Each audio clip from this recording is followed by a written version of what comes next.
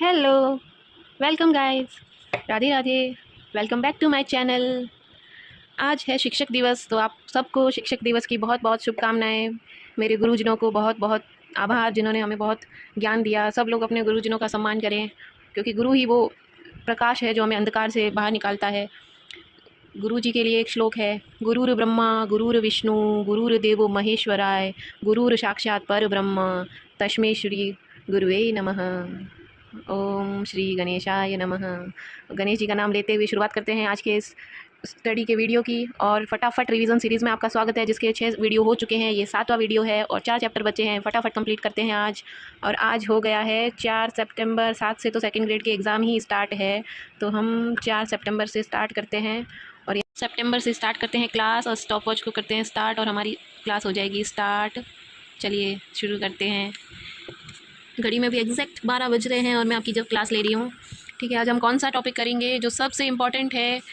अब छोटा तो ये रहा है, मैं सोच रही थी राजस्थान का इतिहास और परिचय वाले कर लेते हैं। ये एक बड़ा चैप्टर है, और बाकी तो वस्त्र और आभूषण वाला रहा है। ये तो छोटा सा चैप्टर है, तो बड़ा वाला ही कर लेते हैं। अभी फटाफट कंप्लीट हो जाएगा, और इसमें जो मेन सारे इंपॉर्टेंट क्वेश्चन इससे बनते हैं। ठीक है, अब देखना। जॉर्ज थॉमस ने राजपूताना शब्द प्रयोग किया था first time. Anal and antiquities of Rajasthan के लेखक कर्नल जेम्स टॉड ने इसे पुस्तक में राजस्थान शब्द बोला था। 30 मार्च 1949 को राजस्थान नाम रखा, जिस दिन हम 30 मार्च को ही हम राजस्थान दिवस मनाते हैं, आपको पता है। और ऋग्वेद में इसको प्राचीनतम नाम सॉरी मरु धन्व जांगल मत्स्य सूरसेन, ये इसके प्राचीन नाम हैं। ठीक है, और जांगल देश भी कहा जाता है। बीकानेर और नागौर के आसपास के क्षेत्र को जांगल देश कहा जाता है। जोधपुर के पहले मरु और मरुआर कहलाता था, जोधपुर संभाग। और राजस्थानी मत्स्य प्रदेश की राजधानी है विराटनगर। तो धौलपुर और करौली वाले क्षेत्र को सूरसेन कहते हैं। ये सब ऑब्जेक्टिव क्वेश्चन बनते हैं इससे, और बहुत इंपॉर्टेंट बनते हैं। ठीक है, किसको क्या बोलते हैं याद रखना। माही नदी के पास वाले क्षेत्र को प्रतापगढ़ का जो भाग है उसको बोलते हैं कांठल। और प्रतापगढ़ बांसवाड़ा के मध्य का भूभाग छप्पन का मैदान कहलाता है। और ये है एक मैप जिसमें पुराने इनके नाम लिखे हुए हैं। देखो ये लिखा हुआ है, आपको दिख रहा है या पता नहीं, मैं जूम करती हूँ, एक मिनट। ये मैप से आप देखोगे ना, आप इसको पॉज करके देखना। ये जंगल है जो ऊपर वाला बीकानेर, ये बीकानेर अभी वाला नहीं, ऊपर पूरा जैसे बीकानेर रियासत होती थी उसको बोलते जंगल वाला। ये मांड जैसलमेर का क्षेत्र, मरु जोधपुर के पास वाला, बाड़मेर पाली जालोर वाली साइड का मरु। और ये मारवाड़ यहाँ पे आड़ावली बोलते थे, अरावली वाले क्षेत्र को आड़ावली, सिरोही के पास वाला क्षेत्र। और ये इसको ये क्या है, दिखाई नहीं दे रहा है, आगे आएगा तो मैं बताऊँगी आपको। इसको क्या लिखा हुआ पता नहीं। मेवाड़, ये मेवाड़ का क्षेत्र है, उदयपुर के पास वाला, सिलुम्बर के पास। और ये है वागड़ का क्षेत्र नीचे। और ये है थल या कुछ ऐसा लिखा हुआ, पता चलेगा आगे। और ये हाड़ौती का क्षेत्र, कोटा बूंदी बारा झालावाड़, जिसको मैं याद करती हूँ बाबू झा को, बारा बूंदी झा से झालावाड़, को से कोटा। ठीक है, और ये ऊपरमाल का क्षेत्र, ऊपरमाल का क्षेत्र कौन सा, चित्तौड़गढ़ के साइड वाला ऊपरमाल। और देश हरो बोलते हैं इसको, देश हरो, ये सदा हरा रहता है ये क्षेत्र, बूंदी के पास और चित्तौड़गढ़ के पास। और मेवात वाला क्षेत्र अलवर और भरतपुर वाला क्षेत्र इधर है। और ढूंढाड़ का क्षेत्र ये जयपुर के पास वाला ढूंढाड़, मेवात, अलवर, भरतपुर। ठीक है, इससे याद रखना आप। और प्रतापगढ़ बांसवाड़ा के मध्य का भूभाग छप्पन का मैदान कहलाता है, क्योंकि यहाँ पे 56 गाँव का समूह है। ओके, ठीक है। और भैंसरोडगढ़ से लेके बिजोलिया तक का क्षेत्र पठारी होने के कारण ऊपरमाल का नाम से जाना जाता है। और उदयपुर के आसपास का क्षेत्र गिरवा कहलाता है, यहाँ गिरवा की पहाड़ियाँ भी है। जैसलमेर का प्राचीन नाम मांड था। डूंगरपुर बांसवाड़ा क्षेत्र को बागड़ कहा जाता है। सॉरी, इसमें बागड़ लिखा है पर बागड़ नहीं, वागड़ बोलते हैं इसको। बागड़ तो ऊपर की साइड है और उसको बोलते हैं। कोटा और बूंदी को बोलते हैं हाड़ौती का क्षेत्र। सीकर, झुंझुनू, चूरू, शेखावाटी। ठीक है, आगे आ जाते हैं। प्राक युग, ये कौन सा युग है, जो कि आरंभ हड़प्पा से पहले का युग था ना, उसको प्राक युग बोलते हैं। और आद्य युग आद्य मतलब नवीन, जो नया होता है, पर्यायवाची में आपके आएगा हिंदी में। आद्य युग कौन सा है, हड़प्पा सभ्यता के काल से 600 ईसा पूर्व का। ऐतिहासिक युग यह है 600 ईसा पूर्व, मतलब जो अभी 2000 वाला सन चल रहा है ना, उसमें 1 नंबर जो था उससे 600 साल पूर्व, ईसा पूर्व का मतलब ये है। ठीक है, अभी जारी है ये अभी। और सरस्वती और दस्युदती नदी मरुस्थली भूमि में बहती थी यहाँ पे जैसलमेर के साइड से। ठीक है, जो अभी उसका ही रूप है, घगर नदी भी उसी साइड से बहती है। ठीक है, और हैकेट ने जयपुर और इंद्रगढ़ से पत्थर से बनी हुई पूर्व हस्तकुठार खोजी थी। ये क्वेश्चन आएगा, हस्तकुठार कहाँ से मिली, जयपुर इंद्रगढ़ से हैकेट ने खोजी है। हस्तकुठार हैकेट, मैचिंग नाम याद आएगा आपको, हैंड एक्स हैकेट। और सैटन कोर ने झालावाड़ से उपकरण खोजे थे। सेट झालावाड़, झालो सेट। ठीक है, और जालौर से बी आलचिन को उपकरणों की उन्होंने भी खोज की थी। जालौर से बी, जे बी ऐसे याद कर लेना, जालौर से। ठीक है, आगे आगे। चित्तौड़ की बेड़च नदी घाटी में विराटनगर से पाषाणकालीन उपकरण मिले हैं। चित्तौड़ में बेड़च नदी घाटी से छोटे और हल्के ये है, तो ये कौन से, इनको बोलते हैं माइक्रोलिथ। तो यहाँ लिखा होगा लघु पाषाण इनको बोलते हैं। ये मिलते हैं जैस्पर, एगेट, चर्ट, ये सब तो ठीक है, ऐसे पाषाणों से बने हुए हैं। इसमें ब्लेड, इग्रेवर, ट्राइंगल, कैसेंट, ट्रेपेज, स्क्रैपर, पॉइंटर, ये सब चीज़ें मिली है। और पत्थर के बने इन छोटे उपकरणों को माइक्रोलिथ कहते हैं। ये पटवारी में क्वेश्चन आया था कि इसको क्या बोलते हैं, तो माइक्रोलिथ बोलते हैं। मुझे सारे क्वेश्चन याद है, जबकि मैंने अभी उसकी कोई पर्टिकुलर तैयारी नहीं की थी। फिर भी जिस एग्जाम में मुझे लगता है आप स्ट्रेस फ्री होकर जाते हो ना, तो वहाँ पर आपका दिमाग एकदम स्थिर रहता है और आपको सब याद रहता है, याद आता भी है। और बाकी जहाँ बहुत ज़्यादा पढ़ भी लेते हो और बहुत ज़्यादा स्ट्रेस जब ले लेते हो ना, तो वहाँ पूरा मिक्सअप हो जाता है और एग्जाम से बाहर निकल के पता ही नहीं चलता क्या था और क्या किया। ठीक है, तो आप बिल्कुल स्ट्रेस नहीं लेना और एग्ज़ाम में शांत दिमाग से करने की कोशिश करना। और जितनी पढ़ाई हो गई है अब हो गई है, अब एक दो कोई वीडियोस वगैरह से रिवीजन करना हो, जैसे मेरी ये सीरीज़ से रिवीजन करना है, तो और भी कोई हो उससे आप कर सकते हो। अब वो बुक्स वगैरह लेके उसको छेड़ो। और जैसे सेंटर की तरफ जाते हुए कहीं किसी का बाहर आया है, तो अब आप नोट्स वगैरह बिल्कुल छोड़ देना। वो तो बस यही शॉर्ट नोट्स की वीडियो वगैरह ऐसा कुछ देख लो धीरे धीरे, जिससे आपका रिवीजन हो जाएगा। पर आप अब नोट्स का मतलब नहीं है। ठीक है, अब आगे बढ़ते हैं। राजस्थान में धातु काल ताम्रकालीन संस्कृति के प्राचीन स्थल है कौन से? गणेश्वर, सीकर, कालीबंगा हनुमानगढ़ में है, गिलुंड राजसमंद में है, आहड़ और झाड़ोल उदयपुर में है, पिंड पाडलिया चित्तौड़ में है, कुराड़ा नागौर में है, साबणिया पूगल ये बीकानेर में है, नंदलालपुरा किराड़ो चितवाड़ी जयपुर में है। चितवाड़ी को थर्ड कुछ इसकी राजधानी बोलते हैं, चितवाड़ी या कुछ था, या सौथी आई थिंक, सौथी करके एक जगह आती है बीकानेर में, उसको हड़प्पा की थर्ड राजधानी बोलते हैं, कुछ ऐसा है। ठीक है, तो एलाना जालोर में, ये आप याद रखना कि कौन सी जगह कौन से ज़िले में ये आएगा। बूढ़ा पुष्कर अजमेर में, कुछ तो याद होगी आपको और कुछ न्यू है वो याद कर लेना, जैसे कोल माहौली सवाई माधोपुर में, मलाह भरतपुर में, ये सब याद रखना इंपॉर्टेंट है। लोह काल में कौन सी है? नोह भरतपुर में है, जोधपुरा जयपुर में है, सोनारी झुंझुनू में है, रेड टोंक में है। रेड से बहुत सारे सिक्के मिले हैं, इसको टाटा नगर बोलते हैं, लोह संस्कृति के ये है। और जोधपुरा और सोनारी ये लोह को गलाने की भटिया मिली है। यहाँ पे सोनारी है पर ये सोना नहीं है, यहाँ पे लोहे की है ये संस्कृति, ये याद रखना। रेड से लोह सामग्री प्रचुरता में, टाटा नगर कहते हैं, ये बताया मैंने। ठीक है, चित्रित मृदभांड कहाँ से मिले? संस्कृति, प्रिंटेड ग्रे वेयर लोह काल के कारण बोलते हैं इसको। ठीक है, इस संस्कृति के अवशेष चित्रित मृदगान, जिसको PGW याद रखना, प्रिंटेड ग्रे वेयर वाली कहाँ मिली है? विराटनगर, जोधपुरा जयपुर में, जोधपुर नहीं है ये, जोधपुरा जयपुर में है। और सोनारी और नोह यहाँ से PGW मिले हैं। ठीक है, इसको इस संस्कृति का उदय लगभग 600 ईसा पूर्व में हुआ था। ठीक है, ये सब यानी ये इंपॉर्टेंट जो हाईलाइट किया हुआ है वो याद रख लेना आप, आपका इसमें क्वेश्चन पक्का आएगा और ये मोस्ट इंपॉर्टेंट है, याद रखना है इसको आप। ठीक है, और राजस्थान के प्राचीन सभ्यताएं, अब कालीबंगा में आप याद रखना कि इसमें अमलानंद घोष और ने खोज की। ये मैंने कैसे याद किया कि अमल भी काला होता है, तो कालीबंगा अमलानंद घोष ने खोज की है इसकी 1952 में। ईयर तो इंपॉर्टेंट तो है, याद रहे तो ठीक है। 1952 और 1961 और 62 में BB लाल और BK थाबर, BK ऐसे नाम आएंगे, याद आएगा आपको। कालीबंगा सभ्यता से जुड़े हुए अमलानंद ABB। ठीक है, और हड़प्पा सभ्यता से भी प्राचीन है ये, इस पर 5 स्तर है, ये भी आता है 5 स्तर है इसके। और वो जो वेरठ वाली है उसके 8 स्तर है, ये याद रखना। और प्रथम 2 स्तर हड़प्पा से भी प्राचीन है और तीसरे, चौथे और 5वें स्तर हड़प्पा सभ्यता की सामग्री के समान और समकालीन है। स्तर का क्या मतलब है? जब इनकी है ना खुदाई होती है ना, तो पहले जो स्तर आता है वो फर्स्ट स्तर, फिर और नीचे तक जाते हैं सेकंड, फिर और नीचे जाते हैं थर्ड, और ऐसे मतलब बार बार खुदाई करते हैं और नीचे से नीचे जाते हैं ना, वो 5वां स्तर ऐसे मानते हैं। ठीक है, समझ गए आप? ठीक है, और यहाँ पे मिट्टी की ईंटों का धूप में पकाकर प्रयोग हुआ है।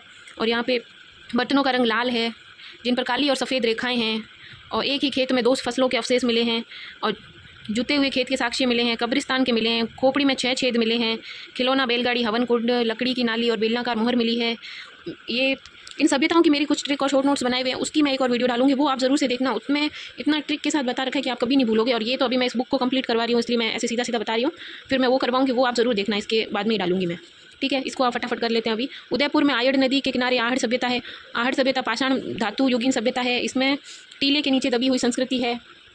धूलकोट, टीले के नीचे, धूल के नीचे है इसलिए धूलकोट का है, मिट्टी के टीले के नीचे। अक्षय कीर्ति, अ से आहड़, अ से अक्षय कीर्ति व्यास ने इसका खोज करी है। और रत्न चंद्र अग्रवाल और HD सांकलिया, अग्रवाल और सांकलिया जी भी इससे उत्खनन कार्य करवाया है। और ईंटों व पत्थरों का प्रयोग करते हुए, और इसमें पत्थरों का भी हुआ है, उसमें देखना आप ईंटों का ही हुआ था। और इसमें ये मृत्यु के बाद भी जीवन की अवधारणा का प्रमाण है कि यहाँ पे गहनों और आभूषणों के साथ दफनाते थे। मिट्टी के बर्तन सर्वाधिक मिले हैं और लाल काले मिट्टी के बर्तनों वाली संस्कृति का प्रमुख केंद्र है। ठीक है, और ताम्रवर्ती नगरी कहा जाता है। इसमें लाल काले मिट्टी के बर्तन है, वहाँ पे क्या थे? काले थे और उस पर वाइट लाइन थी। ये थे कालीबंगा में काले बर्तन, याद रखना। और नहीं, कालीबंगा में बर्तन तो लाल है, सॉरी, और उसमें काली और सफ़ेद रेखाएँ हैं। और इसमें कैसे बर्तन है ये भी आ जाता है, फिर गलत हो जाता है। इसमें लाल और काले दोनों मिट्टी के बर्तन हैं। हाँ, कालीबंगा में काले नहीं थे, इसमें काले। ठीक है, और इसको ताम्रवती नगरी भी कहते हैं। और ताम्रवती की जननी किसको बोलते हैं, बताना आप कमेंट में। ठीक है, और उत्खनन के प्राप्त ठप्पों से रंगाई छपाई के भी इसके अनुमान लगाया जाता है, ठप्पे मिले हैं यहाँ से। गिलुंड सभ्यता, ये राजसमंद जिले में स्थित गिलुंड कस्बे में बनास नदी के तट पे है। आहड़ सभ्यता से भी जुड़ी है, सभ्यता प्रकाश में आई, बनास संस्कृति बोलते हैं इसके। BB लाल के निर्देशन में यहाँ उत्खनन किया। Doctor VS Shinde. और ताम्रयुगीन सभ्यता कहते हैं इसको, प्रो ग्रेगरी पोशल ने उत्खनन किया। ये नाम अलग है, थोड़े नए नाम है। VS शिंदे और प्रो ग्रेगरी पोशल ने इसका किया था। गिलुंड नाम भी अजीब है, तो इसमें भी नाम भी अजीब आए, सिंधे, मतलब प्रोफेसर ग्रेगरी पोशल ने किया था। ठीक है, और गिलुंड से 5 प्रकार के मिट्टी के बर्तन मिले हैं, सादे, काले, पॉलिशदार, भूरे, लाल, चित्रित मृदबान मिले हैं, मिट्टी के खिलौने, पत्थर की गोलियाँ, हाथी दांत की चूड़ियाँ। ये आता है हाथी दांत की चूड़ियाँ कहाँ से मिली है? गिलुंड से मिली है, राजसमंद से। ठीक है, इसमें बागोर सभ्यता नहीं है, इसमें कोठारी नदी के तट पे। ये भी याद रखना कौन सी नदी के तट के कौन सी सभ्यता है, तो बागोर है कोठारी नदी के तट पे। आहड़ आहड़ आयड़ बेड़च नदी के तट पे थी। कालीबंगा घग्गर नदी के तट पे थी। ठीक है, और बागोर सभ्यता का किसने खोज करी? वीएन मिश्र ने 1967 में करी थी। यहाँ से लघु पाषाण उपकरण मिले हैं, आखेटक होने के प्रमाण कर। यहाँ पे आखेटक मतलब क्या? शिकारी के प्रमाण मिले हैं। ठीक है, और बागोर में तांबे के उपकरण प्राप्त हुए हैं। छेद वाली सुई सॉरी छेद वाली सुई मिली है। यहाँ से सुई कहाँ से मिली? आता है बागोर से। और प्राचीनतम पशुपालन के प्रमाण, ये भी इंपॉर्टेंट है, यहाँ से बागोर से। छेद वाली सुई बागोर से। मध्य पाषाणकालीन सभ्यता का स्थल है और लघु पाषाण उपकरण का प्रमुख केंद्र था। ठीक है, और गणेश्वर सभ्यता नीम का थाना सीकर कांतली नदी के किनारे थी और ताम्रयुगीन संस्कृति है। रतन चंद्र अग्रवाल इससे उत्खनन से जुड़े हैं। 99% तांबा मिला है, इसीलिए इसको ताम्र सभ्यताओं की जननी कहा जाता है। यहाँ पे कृपश वर्णी मध्य पात्र मिले हैं, जब बर्तन काले और नीले रंग से सजाए जाते हैं। इसमें नीला रंग कहाँ है? गणेश्वर में। ठीक है, अन्य प्राचीन सभ्यताएं कौन सी है? भीनमाल, जालोर, और उसका उत्खनन आरसी अग्रवाल ने किया। रोमन एम्फोरा, यहाँ से सूरा पात्र मिला है। सूरा पात्र क्या? सूरा मतलब शराब पीने का पात्र। रोमन एम्फोरा मिला है। यूनानी सुराही मिली है। भीनमाल का प्राचीन नाम श्रीमाल था, विदेशी व्यापार का केंद्र था भीनमाल। ठीक है, और ईसवाल उदयपुर में, यहाँ पे लोह उद्योग के साक्ष्य मिले हैं। और मत्स्य जनपद से संबंधित बैराट नगर, बीजक की पहाड़ी, भीम की डूंगरी और महादेव जी की डूंगरी। ये डूंगरी सब जब आएंगे, ये सब यहाँ पे जयपुर में। मगरी शब्द आता है तो वो उदयपुर में। मगरा, मछली मगरा, हिरन मगरी, ये सब उदयपुर में।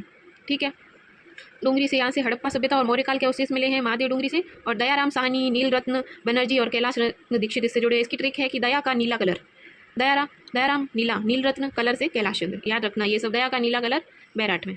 ठीक है, और अशोक का बाबरू अभिलेख मिला है। अशोक के बौद्ध धर्म के भी अनुयायी होने के प्रमाण यहाँ से मिले हैं। ठीक है, और बालाथल उदयपुर में सभ्यता, इसके वीएन मिश्र के निर्देशन में उत्खनन से एक ताम्र पाषाणकालीन संस्कृति के पता चलता है। इसमें रंग महल हनुमानगढ़ में, ओजियाना भीलवाड़ा में, और नगरी चित्तौड़ में, बरोड गंगानगर में, तिलवाड़ा बाड़मेर में, जोधपुरा जयपुर में, सोनारी झुंझुनू में, और नोह भरतपुर में, और नगर टोंक में। ठीक है, राजस्थान में आर्य संस्कृति का प्रसार यहीं से हड़प्पा सभ्यता के पतन के बाद हुआ और भारतीय इतिहास के वैदिक सभ्यता का समय प्रारंभ हुआ। और अनूपगढ़, तरखान वाला डेरा और चक 64 राजस्थान में इस सभ्यता के अवशेष मिले हैं। वैदिक सभ्यता के अवशेष कौन से? ये एकदम नया क्वेश्चन है। वैदिक सभ्यता अनूपगढ़, तरखान वाला डेरा, चक 64, ये इसके। ठीक है, फिर और ठीक है, सभ्यताओं। ठीक है, और ये जांगल देश किसको कहा है? बीकानेर को। ठीक है, और महाभारत युद्ध में विराट अपनी सेना सहित पांडवों की ओर लड़ता हुआ यहाँ मारा गया था। विराट राजा था इसलिए विराट नगर का है। ठीक है, और इम्पोर्टेंट क्या है? अब राजस्थान के जनपद आगे। ठीक है, राजस्थान में जनपद 16 महाजनपदों का उल्लेख है। बौद्ध साहित्य, बौद्ध ग्रंथ अंगुत्तर निकाय में उल्लेख है 16 महाजनपदों का। ठीक है, इसमें मत्स्य जनपद तो राजस्थान में स्थित था। राजस्थान के अन्य भाग थे कुरु, सुरसैन, अवंती महाजनपदों के अंतर्गत थे। और चित्तौड़ के आसपास का क्षेत्र सिवी जनपद कहलाता था। और मत्स्य जाति का उल्लेख सर्वप्रथम ऋग्वेद में हुआ था। और सतपथ ब्राह्मण कोशित की उपनिषद में मत्स्य जन का उल्लेख हुआ था। महाभारत में भी उल्लेख है। इन सब में मत्स्य जनपद का उल्लेख है, बहुत इंपॉर्टेंट मत्स्य जनपद। ठीक है, ये कौन सा क्षेत्र है? जयपुर, अलवर, धौलपुर, करौली, भरतपुर वाला क्षेत्र है। यहाँ का राजा विराट था, उसे उत्तरा से विवाह किया था। विराट की पुत्री उत्तरा का विवाह अर्जुन के पुत्र अभिमन्यु से हुआ था। अभिमन्यु जो चक्रव्यूह में मारा गया था। ठीक है, और इसका पुत्र परीक्षित जो कालांतर में पांडवों के राज्य का उत्तराधिकारी बना था। अच्छा, अभिमन्यु का पुत्र था, पांडवों का पोता। ठीक है, और अलवर के कुछ भागों में साल्व जाति रहती थी। और मत्स्य जनपद अधिक समय तक चेदी जनपद के अधीन नहीं रहा। पहले चेदी जनपद के अधीन था और मत्स्य जनपद को जीतकर मगध साम्राज्य में मगध के सम्राटों ने मिला लिया था। ठीक है, ये जो अंडरलाइन किया हुआ है वही है, ऑब्जेक्टिवली इंपॉर्टेंट, कुछ और नया नहीं है। आप एक बार फिर से इसको देख लेना पॉज करके, जो भी हो आपको लगे तो। मुझे तो यही इंपॉर्टेंट लगा, इसलिए मैं आपको फटाफट करा देना चाह रही हूँ, क्योंकि ज़्यादा फिर टाइम वेस्ट करने का मतलब नहीं है। और 7वीं शताब्दी के मध्य से 12वीं शताब्दी के राजपूतों की उत्पत्ति और राजपूतों का काल आ गया। ये राजपूतों वाला तो बहुत बड़ा है, फिर इसको हम नेक्स्ट वीडियो में करेंगे। इस वीडियो में इतना ही। ओके, राधे राधे।